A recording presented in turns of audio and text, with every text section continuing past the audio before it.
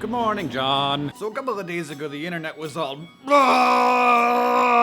and you and me, John, we were like, because being on the road makes you exhausted, and we're just kind of out of the loop. But obviously, as small business owners and employers and copyright holders, you and I are both very opposed to SOPA and PIPA. I made a video about this like 2 months ago, of course, because we are so extraordinarily ahead of the curve here on Vlogbrothers. To watch that, click on this marvelous one-man band. We are here in New Orleans. We played a show last night in a frickin' synagogue, which was weird, but of course also awesome. And now you're at some conference thing, and I have free time to walk around the city, get marvelous food with my wife, and look at the street performers. I freaking love street performers, John.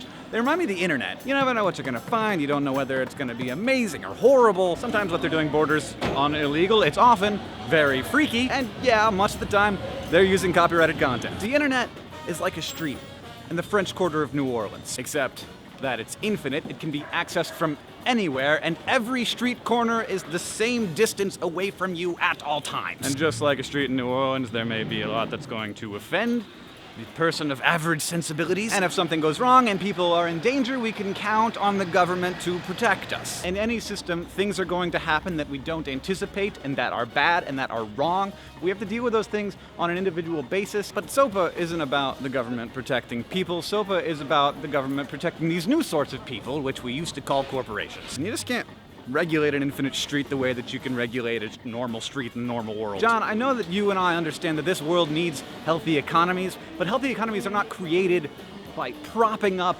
old economic systems at the expense of new ones. Traditional media companies are rightly scared out of their mind, but not because we're stealing their stuff, but because we and many other people on the internet are creating a new sort of content for smaller markets that challenges their monolithic business models. And if we hadn't stopped this BS, if we don't stop it now, who knows if in the future we'll be able to have these marvelous outlets for amazingly creative people to make a living doing cool stuff. Today, John, I'm extremely proud of this infinite street that we call the internet, that we could band together an amorphous anarchy becoming a solid block in the face of this threat, and basically just cast it aside. Thank you, internet. Thank you, President Obama.